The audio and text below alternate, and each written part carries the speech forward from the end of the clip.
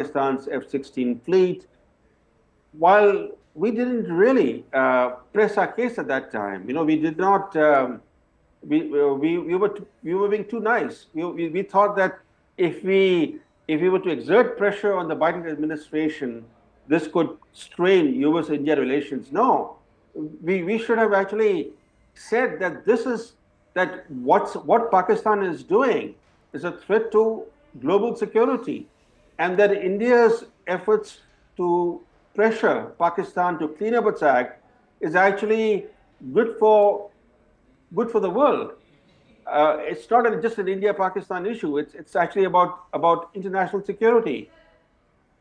And the IMF bailout, and there was a big bailout that was initially supported by Biden administration, and Yes. now we are now in the second bailout. Yes. But the IMF bailout is actually great leverage for the US, because as you rightly point out, that the US has a virtual veto power in the IMF, and Pakistan needs the IMF bailout, not just because of the amount of money, because the IMF bailout allows Pakistan then to secure loans from elsewhere. For example, this latest release of $1 billion, this immediate release, $1 billion are being released to Pakistan And now. we all know where it's going to go.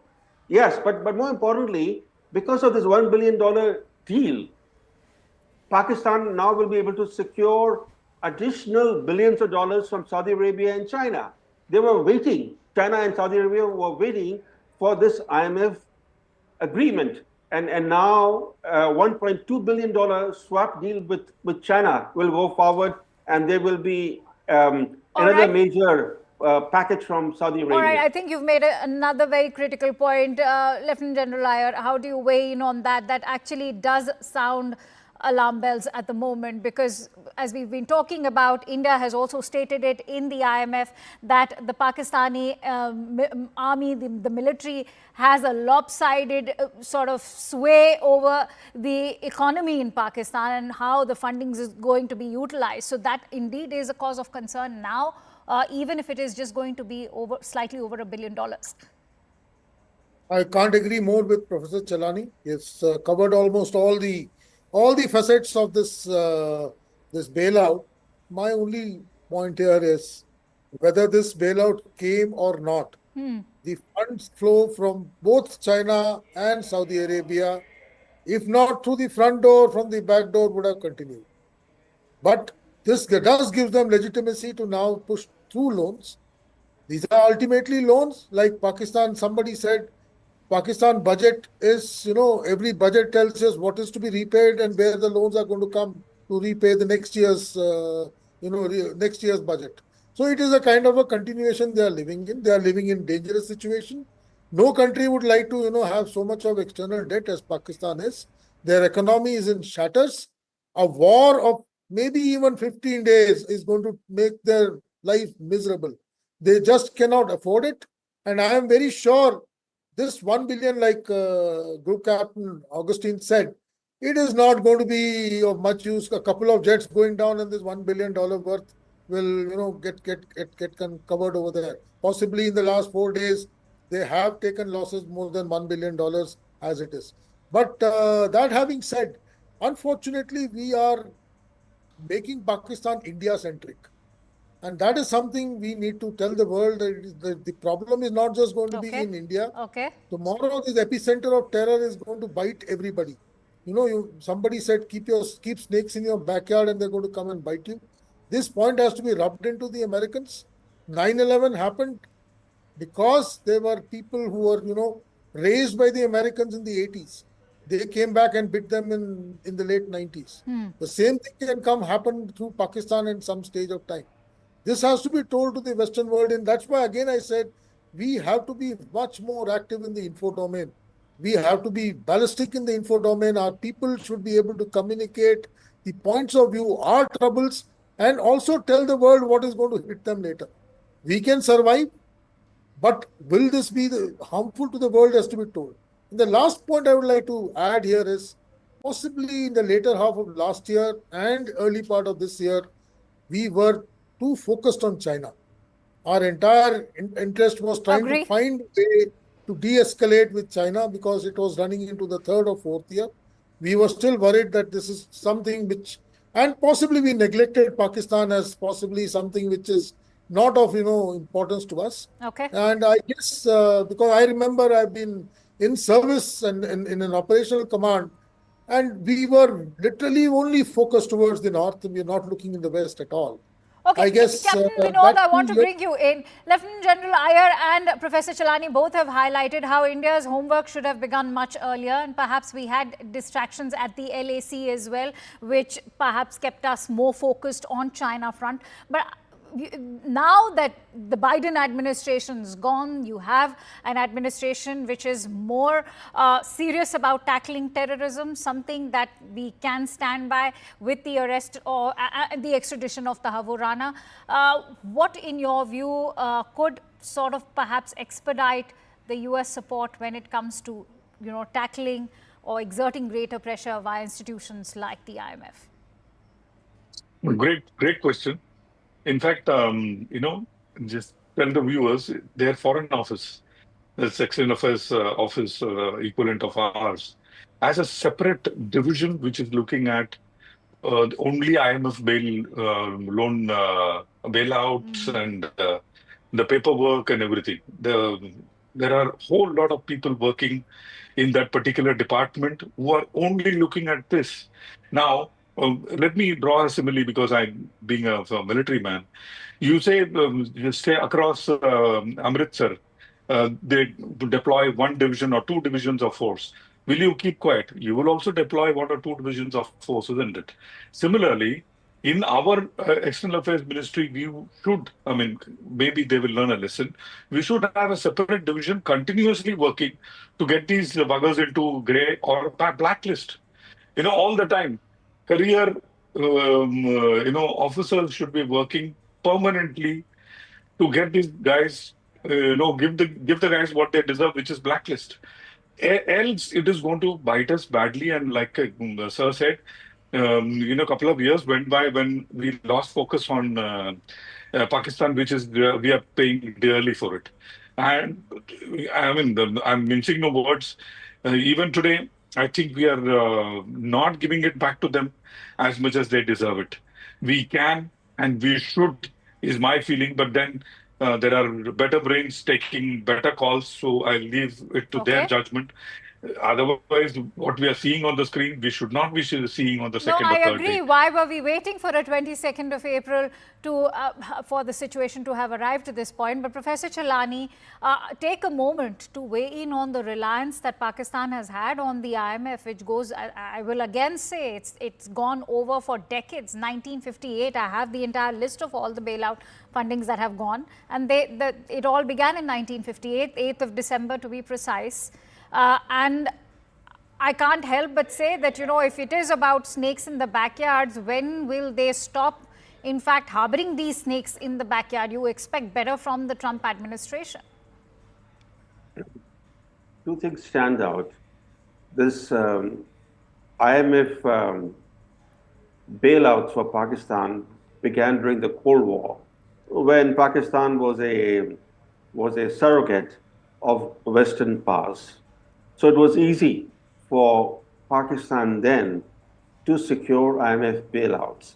And once you get one bailout and you don't do your reforms, you become more and more dependent on IMF. Let's say, getting IMF money is actually quite slippery for many countries because IMF imposes conditionalities that are pretty tough.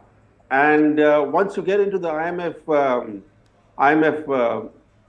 bailout trap, you continue to you continue to need more and more bailouts. And this has been Pakistan's story. And the second is that over the decades now, since the first coup in Pakistan in the late 1950s, which actually coincided with the first IMF bailout, Pakistan has been ruled formally or informally by the military continuously now. And the military dominates not only the society, it dominates the politics, it dominates the economy. There are very few countries in the world where the military not only calls the shots in politics, but even the shots in the economy. There are very few examples of this kind in the world. So Pakistan is a very unique case. It's an abnormal state where the military and the intelligence agencies are not even accountable to the government in office. For example, today, the way the military operates, Shahbaz Sharif is only the surrogate of General Munir. So this is a very abnormal state, and that's the reason why, to answer your question, this dependence on bailouts has never left Pakistan. Absolutely. And Lieutenant General Iyer, we are looking at a year which is very critical to some partnerships that India has, and we'll be playing host to the Quad Summit. And when you talk about it in such a year, is this partnership with, say, Japan, Australia and the United States of America only limited to the Indo-Pacific?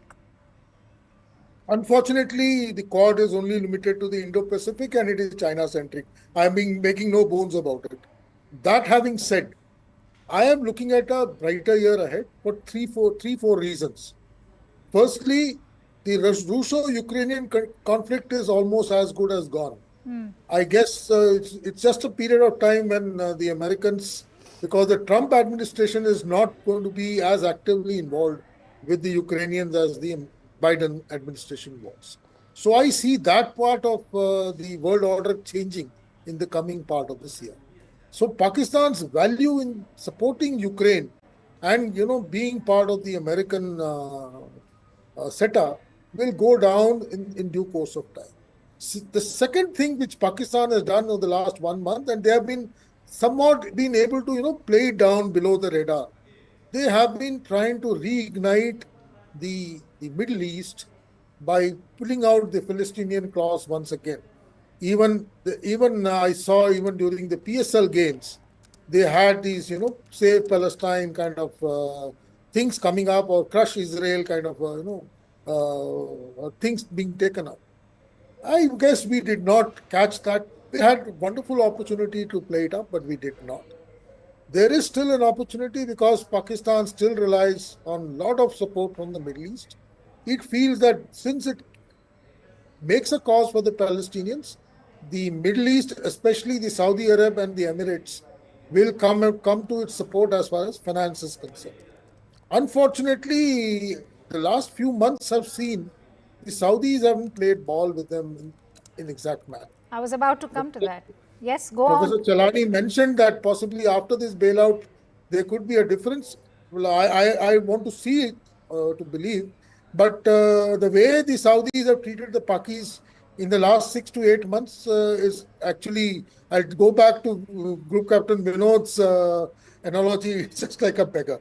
So that having said, I do look at a better year ahead. Trump is somebody who's not going to get into bailouts of this nature. He's a businessman. We are going to have a very good trade deal with the Americans very soon, so we'll become valuable to the Americans. We will be able to, I hope, play this game of Pakistan being the epicenter of terror with this current, we have him. We are actually holding him by the neck.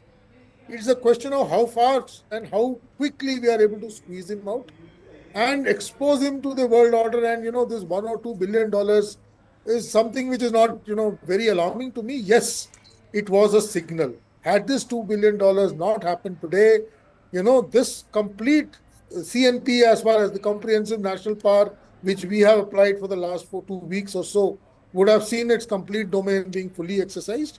That notwithstanding, I'm sure, when the Indus water doesn't come in time, his crops are going to suffer.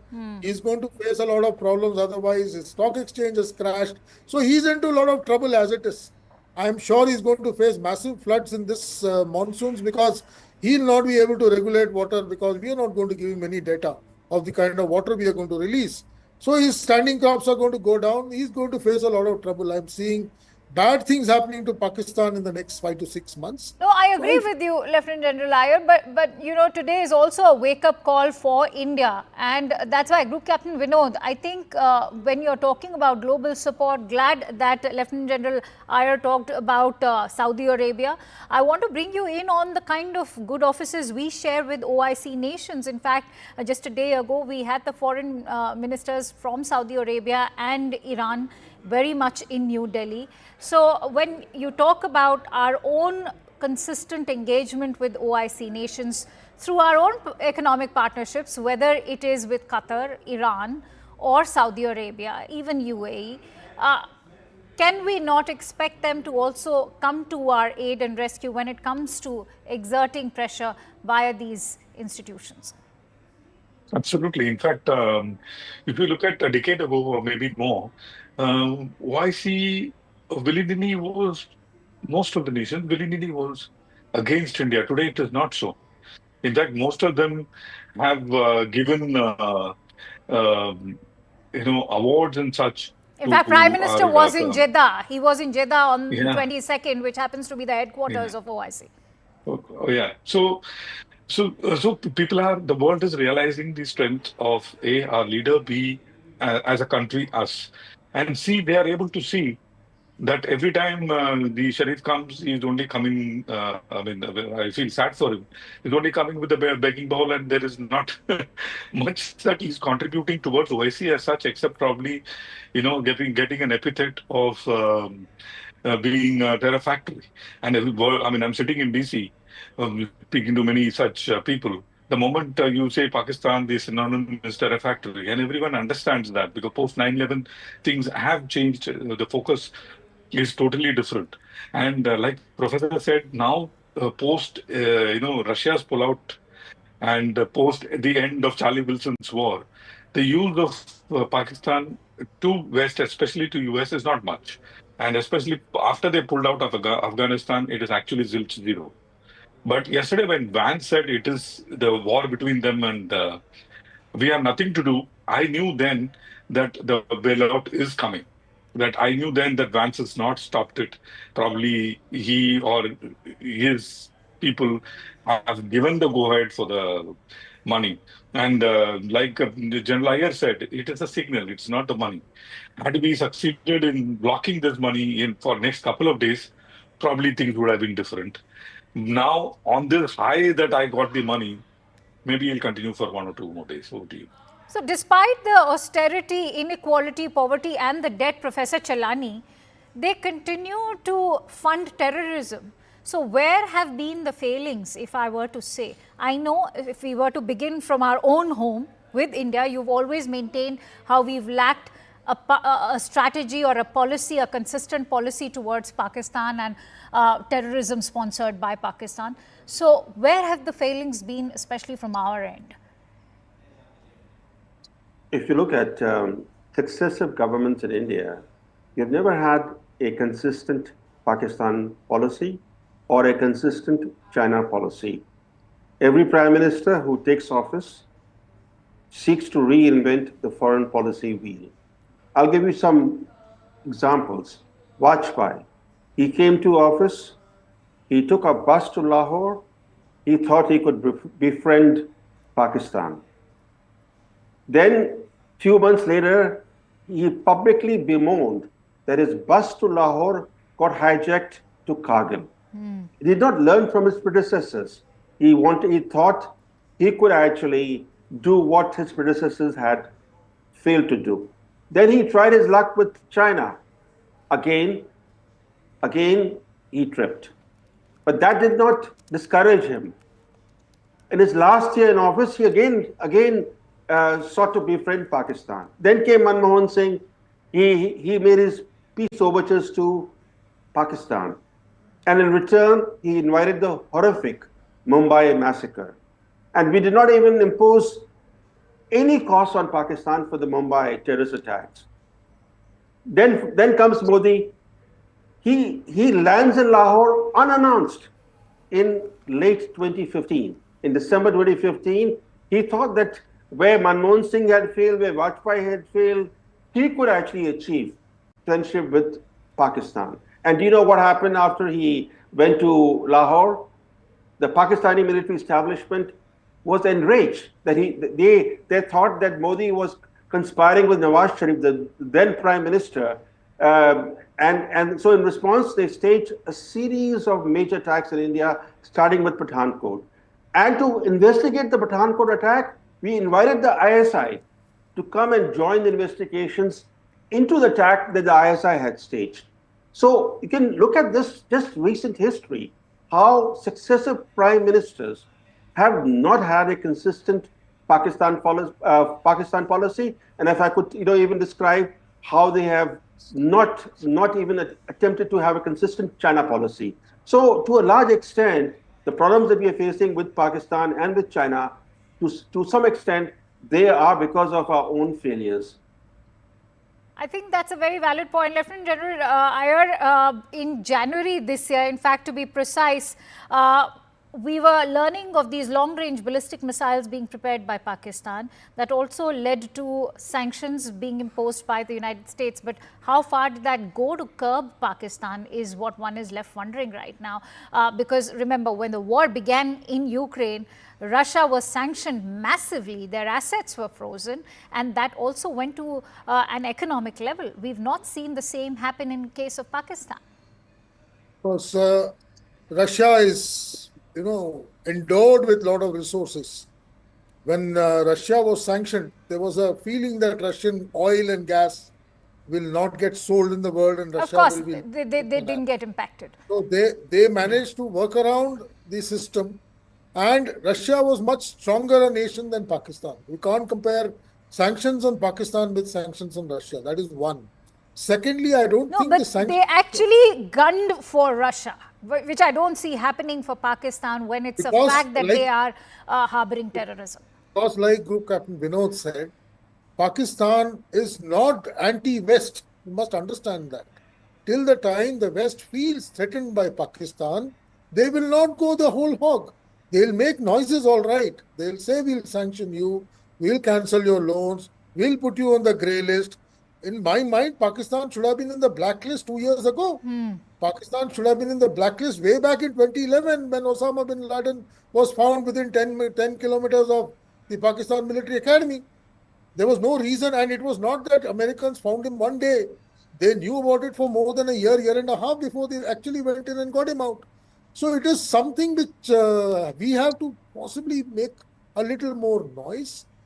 We have to not neglect our Western adversary, saying that he doesn't matter to us. Somehow, like I said, in the last 2 years, we became But that's exactly what the US Vice President has said in his interview to one of the leading news channels in the United States. That we are not going to get involved in anybody's war. So my larger point is, you started by asking, Quad. Quad is totally Indo-Pacific. No, that's true. That's true. No, I was saying that this is just, the point behind asking that question was to actually say that this is just to actually use the analogy friends with benefits, because it suits you in the Indo-Pacific, which is why you've partnered with India over there, but it doesn't suit you when it comes to Pakistan. So we are not concerned about this particular conflict. So when I can put my example to it, my last 5 or 6 years in service was since the time, the Quad started shaping up, and suddenly we decided that our, adversaries only in the north, west can be handled at any time. And in that window, possibly Doklam happened, then Ladakh happened, and we got fixated with China for definitely since 2020. And in that period, we have felt that Pakistan is already done and dusted with. Kashmir has been sorted out. We have abrogated Article 370. Normalcy has come into Kashmir. Pakistan has been dried up. They don't have the money to finance terrorists. We have been able to knock off all the militants or terrorists in the valley. Everything is hunky-dory.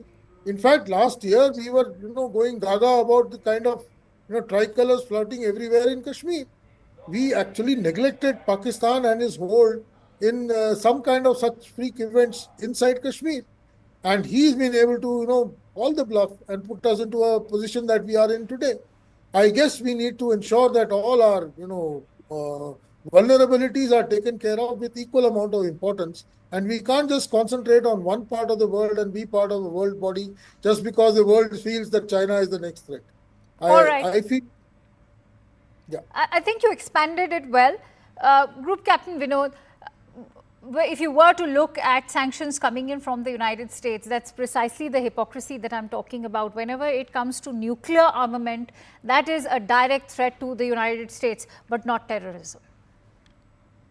See, let me tell you something, very simple analogy so that the viewers understand. See, for maintaining a consistent policy towards Pakistan is extremely, extremely important. Let me give you an example from my own home. My great grandfather was Nambudri before then he converted to Christianity. But before he did so, in our Bhagavati temple, he has written and gone. This is how the marriage, padati jo hai. He has written and gone. Now everyone may disagree, but down the generation, we had to get married in that mandir in the procedure that he had written and gone 500, 600 years ago. So that is how it should be. Your presidents and prime ministers can come and go. Your policy has to be consistent because everything else now stems from that particular, selection and maintenance of aim. That is point number one. Point number two, and very important issue is that we need to understand ये जो peace का चूरन जो है ना ये पाकिस्तान के साथ बिकता नहीं है. They have shown it to us umpteen number of times. You can be peaceniks and go them and tell Babar, go back 8 times. The 9th time he'll come back and make a Babari Masjid. And that we have seen. And if we have not learned from that lesson, I think there is something seriously wrong in our psyche.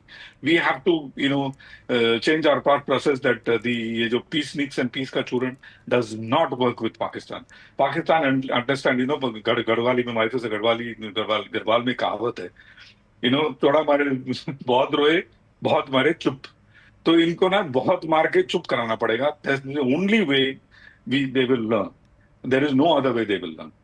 Clearly, because, the financial sort of investments are just a mirage for the global community. And that's why I think I just want to have closing thoughts now. And that's why, Lieutenant General Iyer, I want to ask you, what will end this cyclical nature to the IMF bailouts, which we've seen happen for over 7 decades?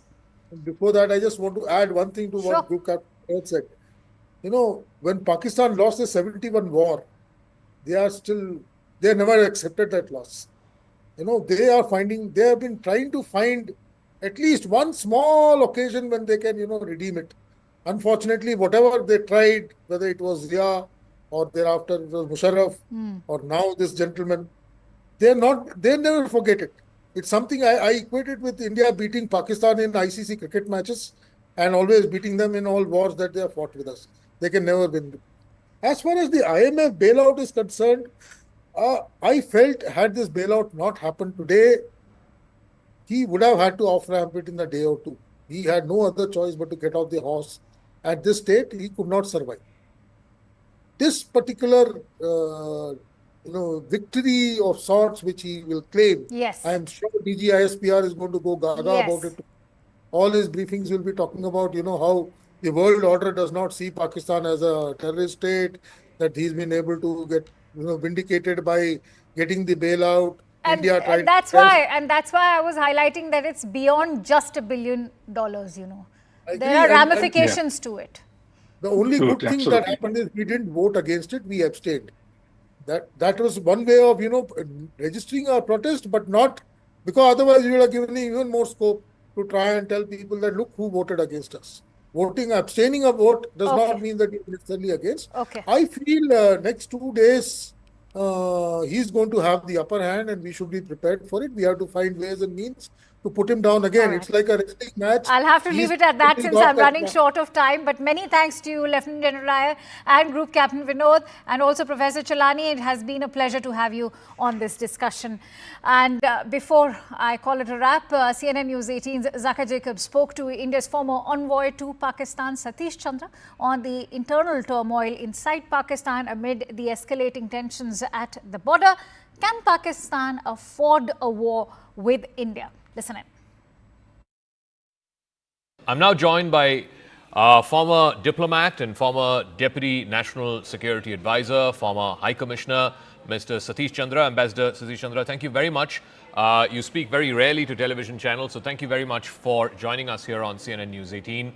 I just laid out the context of what has happened over the last 2 weeks and where we stand as of today.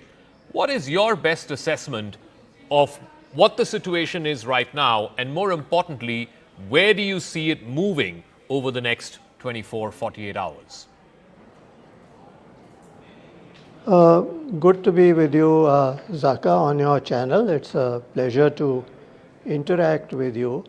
Well, actually, what's been happening is a repetition of the playbook over the decades. India has always been extremely restrained, to a fault often, in terms of retaliatory steps.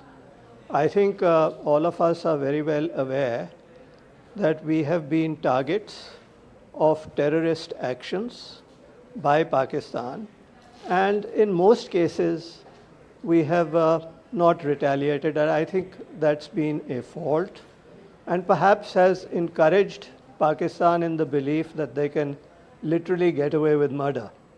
So what has happened, I think there's been a change since with the Modi government in terms of the actions that it had taken in 2016 and 2019.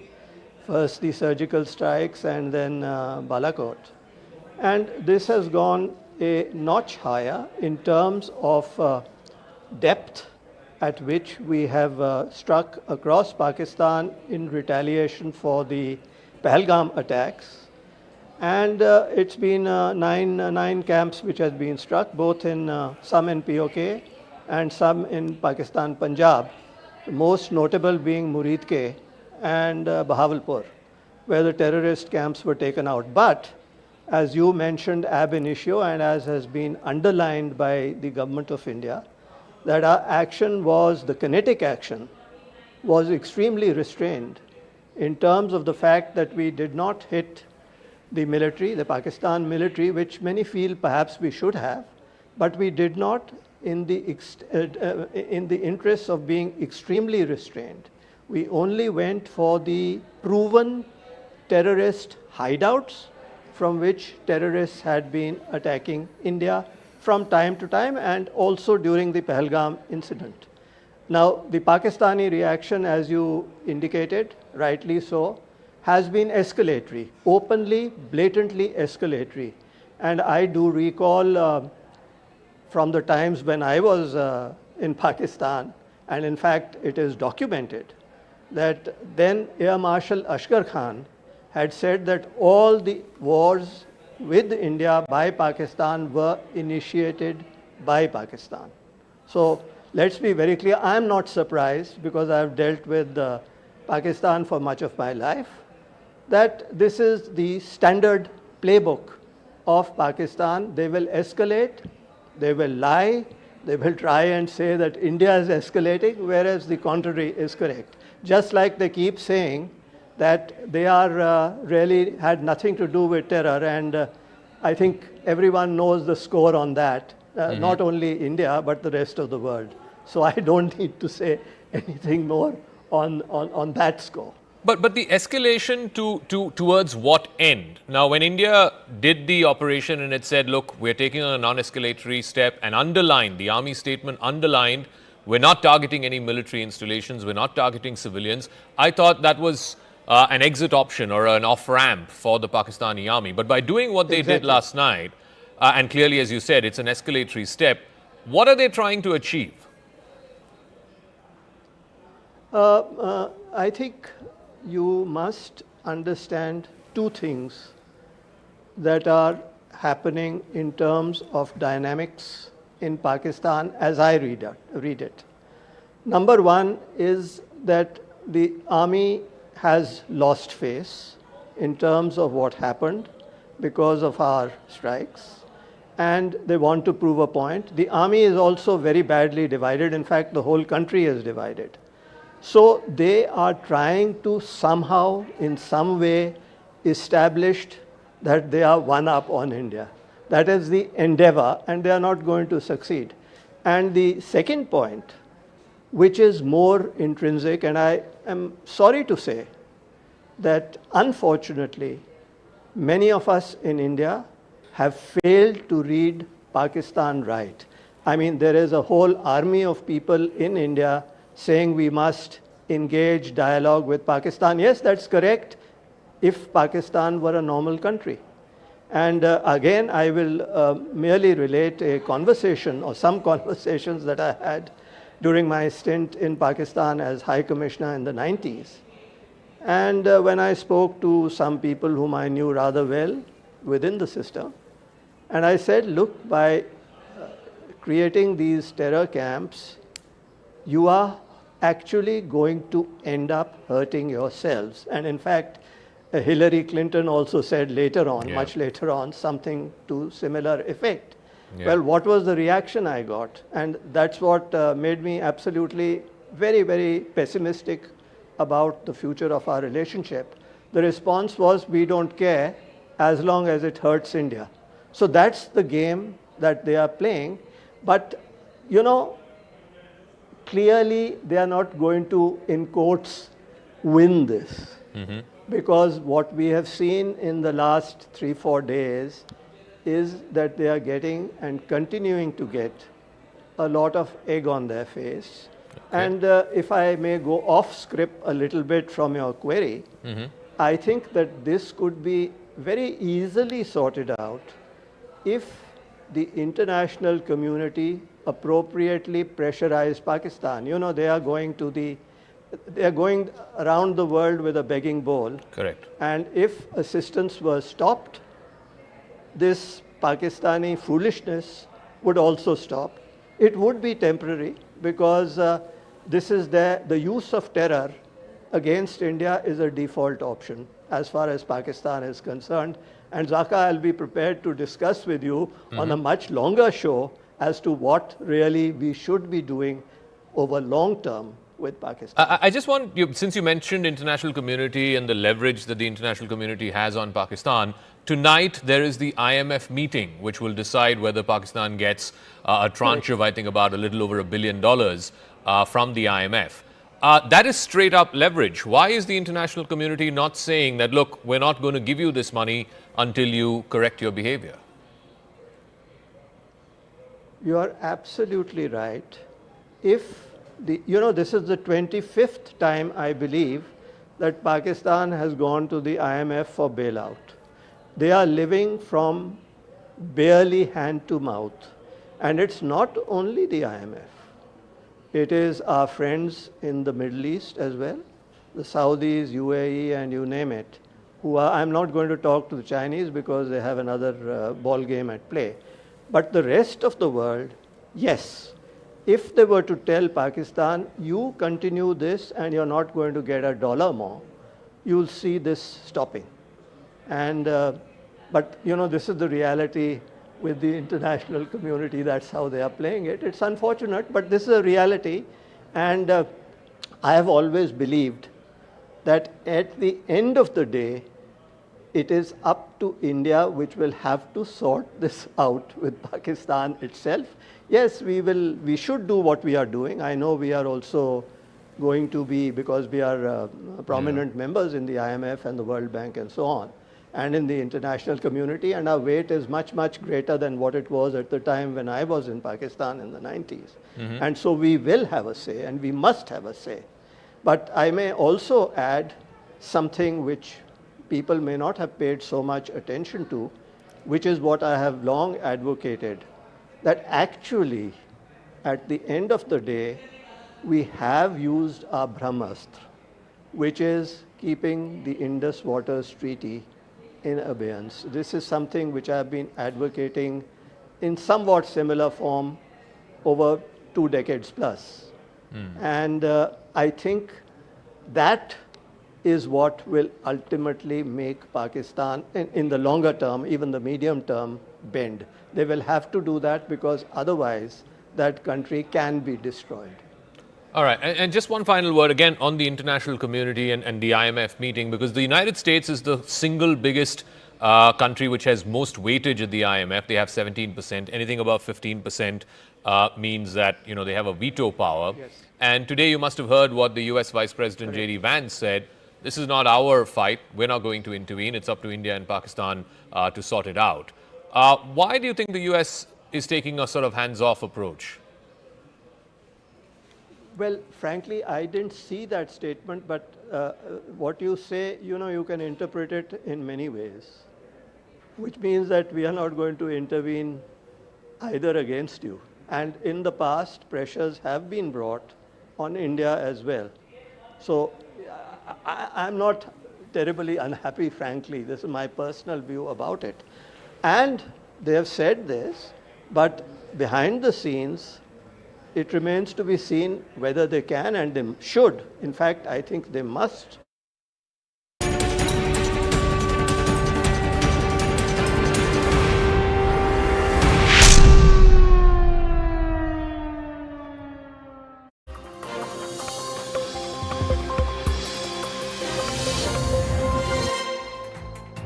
Good evening, you're watching Brass Tacks. I'm Zaka Jacob. India managed to thwart up to 400 drones that were fired from Pakistan, which targeted about 36 Indian cities from Srinagar and Jammu in the north all the way to Kutch in Gujarat in the west.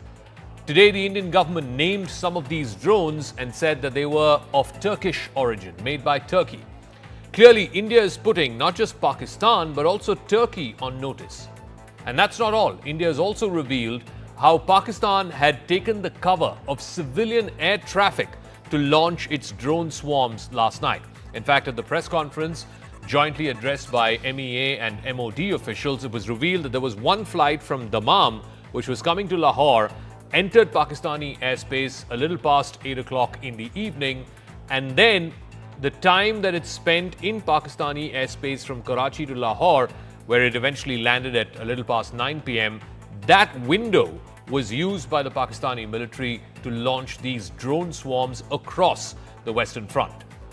What is the state of play right now of this conflict? And most importantly, now that Pakistan seemingly has taken the first step in the escalation ladder, will India match it? Will India retaliate? How does one then get off this escalation spiral? Or now that both sides are locked in, will this only end with one side firmly dominating the escalation over the other? अंतर्राष्ट्रीय सीमा और नियंत्रण रेखा पर लेह से लेकर sir creek तक 36 स्थानों पर 300 से 400 लगभग ड्रोनों का इस्तेमाल घुसपैठ का प्रयास करने के लिए किया गया। ड्रोन के मलबे की फोरेंसिक जांच की जा रही है। प्रारंभिक रिपोर्ट्स से पता चलता है कि वे तुर्की के असीस गार्ड सोंगर ड्रोन्स हैं। पाकिस्तान का गैर जिम्मेदाराना व्यवहार फिर से सामने आया। 7 मई 2025 को रात 8:30 बजे एक असफल अकारण ड्रोन और मिसाइल हमला करने के बावजूद पाकिस्तान ने अपना नागरिक हवाई क्षेत्र बंद नहीं किया। पाकिस्तान अपने नागरिक विमानों को ढाल के रूप में इस्तेमाल कर रहा है, जबकि उसे अच्छी तरह से पता है कि भारत पर उसके हमले से हवाई रक्षा की तीव्र प्रतिक्रिया होगी। यह भारत और पाकिस्तान के बीच अंतर्राष्ट्रीय सीमा के पास उड़ान भरने वाले अंतर्राष्ट्रीय उड़ानों सहित नागरिक विमानों के लिए सुरक्षित नहीं है। रात में पाकिस्तान के एक सशस्त्र यूएवी ने भटिंडा सैन्य स्टेशन को निशाना बनाने की कोशिश भी की, जिसे पकड़ा गया और उसे निष्क्रिय कर दिया गया। All right, so here's what happened. This was the intervening night of 8th and 9th of May. This is last night. The Pakistani army resorted to artillery shelling in multiple locations. Then, using that cover and the cover of civilian aircraft, they used drones and projectiles much across the Western Front, all the way from Jammu and Kashmir, Punjab, Rajasthan, going all the way up to Gujarat. An attack attempt was made on the Bhatinda military station, which was successfully thwarted. In fact, shelling was reported at the line of control in Tangdar, Uri, Poonch, Mindhar, and of course on the other side in the international border, on either side of the international border in Rajouri, Aknoor, Udhampur, Samba and Pathankot. Now, during the joint briefing, India's forces also confirmed that the preliminary forensic analysis of the debris that's been recovered from some of these drowned drones seemed to suggest that they were made in Turkey. In fact, it was identified as the Aziz Guard Songar model, which is commonly deployed for surveillance and precision strikes. Now, that does put Turkey on notice, and the relationship between India and Turkey on notice in a way. Because this is what India's total economic engagement with Turkey is. It has acquired new momentum in recent years. There is a considerable increase in trade. In fact, it stood at a little over $10 billion as of 2023-2024. As per the Central Bank of Turkey and the data that they have compiled, Indian companies have invested about $120 million in Turkey, and vice versa. Turkish investment in India is about $200 million as per the Department for the Promotion of Industry and Internal Trade. Now, there are approximately about 3,000 Indian nationals who are residing in Turkey, most of them mainly in Istanbul. India has helped Turkey in times of crises. Operation Dost, if you remember, when the earthquake, the massive earthquake hit Turkey in 2023, India was one of the first countries to provide urgent relief to Turkey in the wake of the devastating earthquakes. Now, 3 NDRF teams were sent. There was a 99-member medical team that was deployed. Over 250 trained personnel, along with specialized equipment, vehicles, and relief material was also sent. But Operation Dost, in return, what India seemed to have got is Dhoka. Operation Dhoka, because India being one of the first early responders in Turkey, medical equipment and relief material worth about 8 tons was sent to Turkey. But unfortunately, in return, all we seem to have got is Turkish drones being used by the Pakistani military to target Indian military and civilian installations. Pakistan made the preposterous and outrageous claim that it was the Indian Armed Forces and the Indian Air Force that was targeting cities like Amritsar and trying to put the blame on Pakistan. In addition, that we would attack our own cities is the kind of deranged fantasy that only the Pakistani state can come up with. As we saw in the Pahalgam attack, Pakistan is again trying desperately to impart a communal hue to the situation with an intention to create discord. In view of the existing security scenario, the services of the Kartarpur Sahib corridor have been suspended till further directions. All right, let's try and make sense of what happened last night, this drone swarm, what was the attempt, and what happens here on, what next? Lieutenant General retired D.S. Huda is former Army Commander of the Northern Command of the Indian Army. Thank you very much, sir, for speaking with us. First things first, I want you to make sense for our viewers of what was Pakistan attempting to do last night. The swarm of drones, now we know 400 of them were employed over 30 plus Indian cities from Srinagar all the way to Kutch in Gujarat. Could this be characterized as, Pakistan climbing the first rung of the escalation ladder? So, my own sense is, Dhaka, from a purely professional point of view, is this was a probing kind of an attempt to try and see where the vulnerabilities are, because they have attempted this at more than 30 places. See where our air defenses are active. See whether they can find some vulnerabilities that they could attack. Fortunately, the air defense systems have reacted extremely well and made sure there are no casualties. But I see this as a preliminary attempt that in case we have to do something, we have to retaliate, can we find some weak spots in the air defense architecture of the Indian military? I would say this is how they have done this attempt at so many places, starting right from Leh, as was explained in the briefing, right down to Kutch, is to try and expose weak spots in our defensive architecture. I'm curious if you want to comment on what the Army Colonel Colonel Qureshi said about this being Turkish-made drones. is there any light that we can throw on why they're using Turkish-made drones? Because it's quite rare for the army or the government, for that matter, to call out the country of origin where these drones were made. No, so I think that calling out the country has been with a purpose. So we know that much of the drones that Pakistan military possesses are of Turkish origin.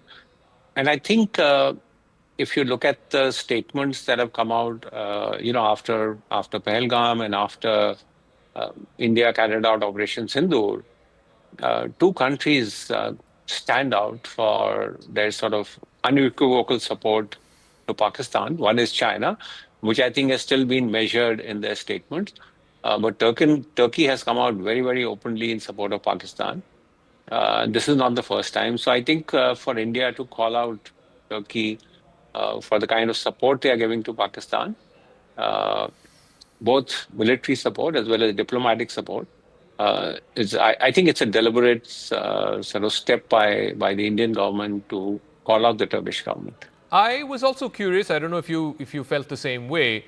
It was only Turkey that was mentioned. China was not mentioned, even though you did say that the two biggest supporters seem to be China and Turkey. Despite the fact that both yesterday, I think in Amritsar, today in Hoshiarpur, some of the remnants of the wreckage that we had from these drones and some of these projectiles that came over clearly seem to have Chinese letters on it. I think some of them have been identified as, I think, the P-15. Any thoughts on why why the briefing did not mention about Chinese weaponry, even though we know that almost 80% of Pakistani arms currently have either a Chinese origin or jointly made with China? So yeah, spot on. Over the last 15 years or so, about 80% of what Pakistan is getting from equipment that they're getting is from China. Why did the government not sort of call out the Chinese government for this? Perhaps given the nature of relations and how the situation at the LAC has just got calmed down, we are trying to improve our diplomatic relations. The Kailash Mansarovar Yatra is about to start.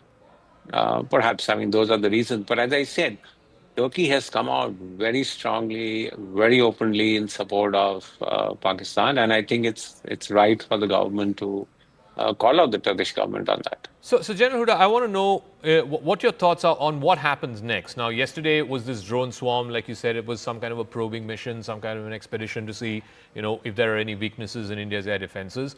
Clearly, Pakistan got a bloody nose for that.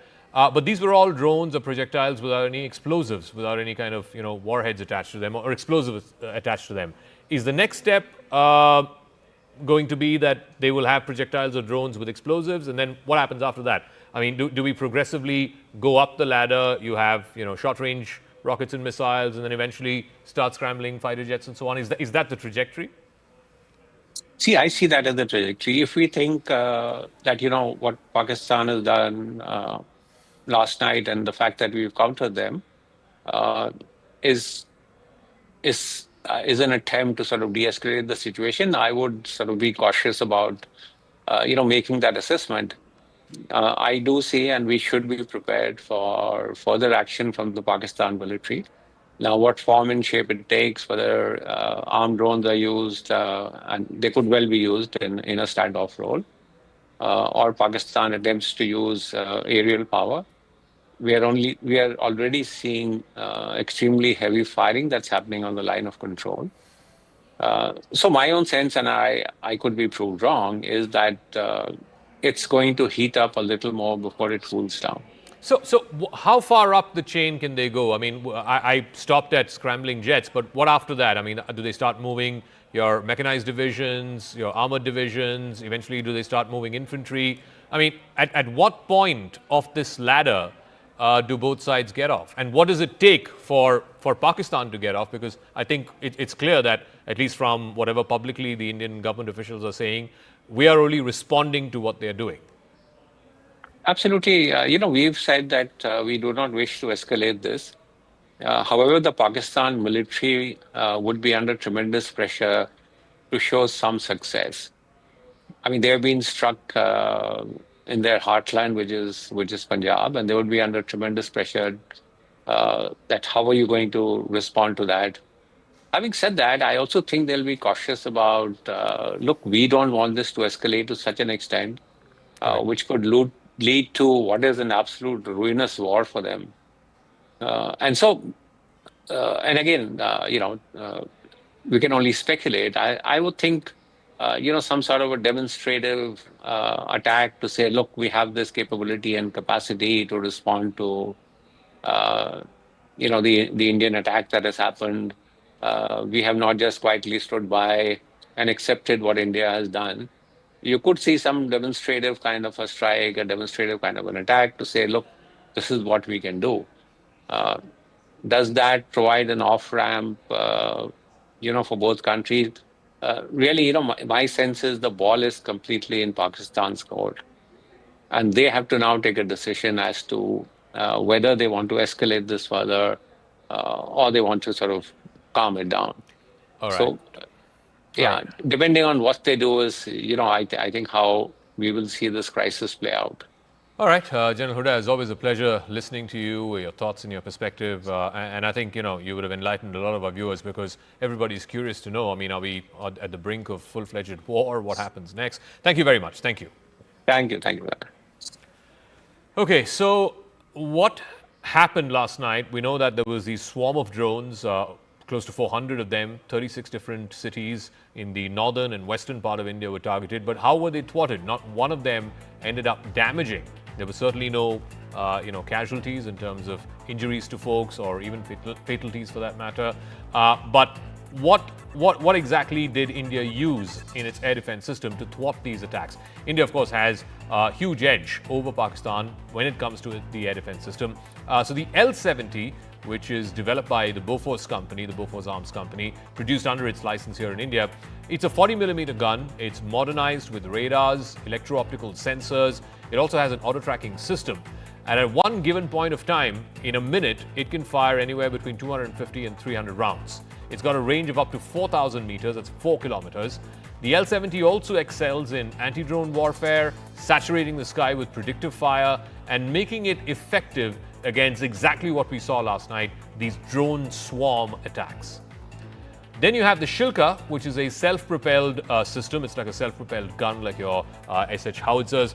It's got 4 23mm autocannons that are guided by radar detecting targets. It can detect targets up to 20 kilometers away. It can unleash up to 4,000 rounds per minute. So it's like almost cluster ammunition. Now it's been upgraded with proximity fuse ammunition, and it's got advanced fire control systems. So basically, again, what it does is a counter swarm to a swarm of drones. The Shilka's rapid fire and radar precision make it lethal against UAVs, helicopters, and light armored vehicles. It's also a weapon of last resort, if you will, against, for protecting air bases, moving convoys, as well as sensitive installations. Now, the big question that's being asked is, can Pakistan, and clearly it's Pakistan that's climbing up the escalatory ladder, but how far can they go? And can they afford to do this economically? The last few nights have witnessed heavy artillery shelling. It's in fact happening right now across the line of control. In fact, the last few days it was both the line of control as well as the international border. Pakistan seems to be in no mood to fall back, but their economy cannot handle the strain of war, certainly not beyond a few days. It's been battered by inflation, there is massive debt, there's dependency, of course, on the IMF, and right now, even as we speak, they've gone to the IMF with a begging bowl. Another tranche of over $1 billion is due right now in Washington. So the question is, the ongoing tensions that have been amplified by Operation Sindoor, the Indus Water Treaties put in abeyance, all of this has hugely disrupted trade and investor confidence in Pakistan. It is almost an economic existential risk. It's a very small economy, just barely $350 billion. India, on the other hand, is a $4 trillion economy, more than 10 times the size. So a $350 billion economy does not have the shock absorption capacity, whether it's kinetic action or whether it is these trade bans and water shortages. India, like I said, is now the 5th largest economy, poised to become the 4th very soon. It's positioned to absorb the cost of the conflict much, much more. It's got $680 billion in forex reserves, which is twice of the size of the Pakistan economy. There is very, very little reliance on Pakistani trade or India-Pakistani trade. In fact, the forex reserves in Pakistan are just 15 billion. So India has, again, like I said, almost 9 times that. Now, the question also is that Pakistan's reserves would cover barely 2 months of imports. The IMF has a recommendation of 3 months, the threshold. And like I said, right now they're discussing with the IMF, negotiating with the IMF for the next tranche of $1 billion in what was a $7 billion allocation that's been given to them. It's an aid. Now, if tensions escalate into a full-scale war, then Pakistan's economy could collapse. A 3-month-long conflict would put the cost of something to the tune of $10 to $15 billion. Now, this is based on inflation that's been adjusted for the costs compared to what the Kargil War was. The Kargil War was 25 years ago. It was a 3-month war between May and July. If we were to have a same 3-month war today, Pakistan's entire forex reserves would be wiped out. Pakistan would necessitate emergency loans from either allies like China, which is not interested in turning over these loans. In fact, China has refused to change the terms of repayment of these loans. The IMF, of course, like I said, right now they're having a meeting for the next tranche of money. Also, a naval blockade, for example, of Karachi. There was a lot of fake news doing the rounds yesterday that the Indian Navy has hit the Karachi port and that there is a blockade of the Karachi port, etc. But if that were to happen, then that would choke again Pakistan's $30 billion of export, particularly textiles. And textiles make up for about 60% of Pakistani exports. Currently, the Indus Waters Treaty is in abeyance, so if there is a full suspension, that could slash agricultural output by 40%. It would push 15 million rural workers into poverty and drive up food prices by 50%. And that is something that ordinary Pakistanis cannot afford. Foreign direct investment, up to 20% of the $1.8 billion in the first half of FY25 would completely vanish. A war could also displace, and this is the human cost, anywhere between 5 to 10 million people, particularly those in the border regions, and that would strain Pakistan's annual $10 billion social welfare budget. And yet, we have Pakistan's defense minister resorting to blatant warmongering. अगर table पे बात नहीं होती तो क्या अगली बात बंदूक पे होगी, बंदूक के जरिए होगी? जी बिल्कुल, then that is the only option left to us. We do not have the luxury of waiting for days. मैंने plural इस्तेमाल किया. We do not have the luxury to wait. This patience will cost us. So we have to stop them right now in the tracks. कि ये चीज जो acceptable नहीं है.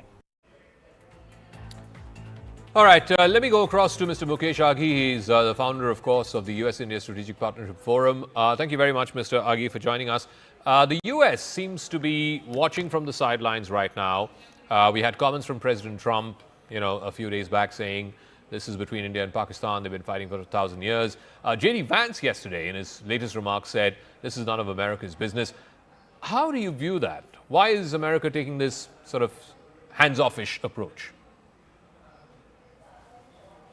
Well, you have to understand that when you have a cross-border terrorism, there has to be a zero tolerance by any nation. And we saw that in the October 7th happened between Gaza and Israel itself. And India has every right to respond and protect his civilian population.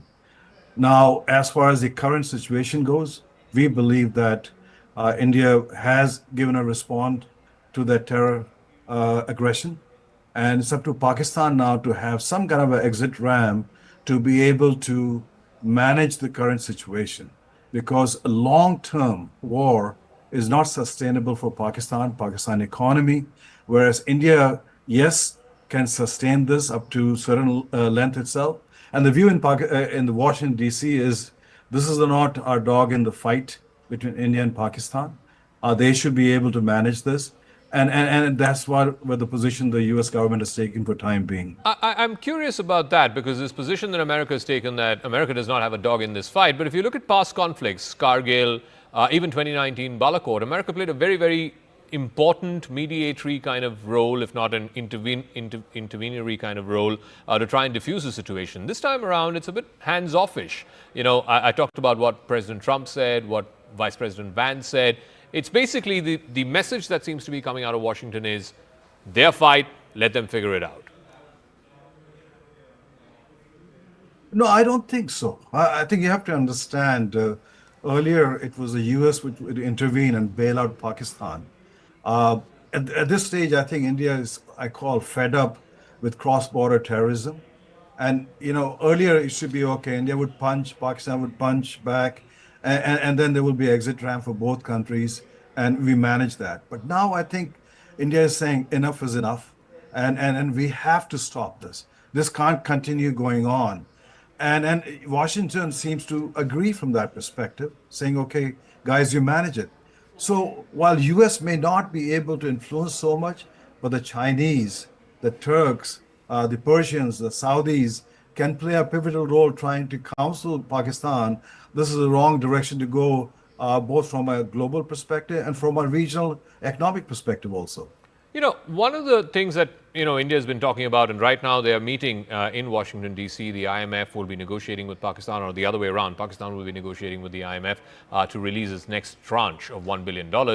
And a question that, begs to be asked, and has been asked here in India for a number of years, why does the West, and why does America in particular, because it has veto powers there, effectively veto powers in the IMF, tell Pakistan that, look, you can't continue encouraging all of these terror organizations and expect monies from the IMF. Why are they not making that loan or monies conditional on good behavior by Pakistan? No, absolutely.